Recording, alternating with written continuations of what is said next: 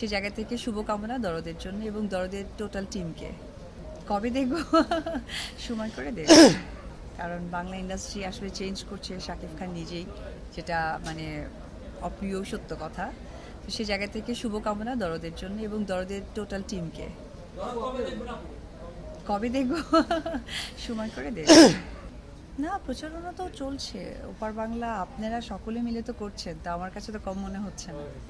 ওটা আসলে তুফানটা ঈদ কেন্দ্রিক ছিল, তো ঈদের তো একটা ফেস্টিভ ব্যাপারটা থাকেই।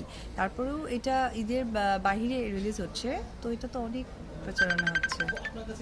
আমার কাছে টোটালি মনে হচ্ছে যে যে নতুনত্ব জায়গাটা আমরা সবসময় বলি, সেটা হয়তো শাকিব খান কাজে প্রমাণ করে দিয়েছে। এটাই তার আপনাদের প্রশ্নের মতো উত্তরটা।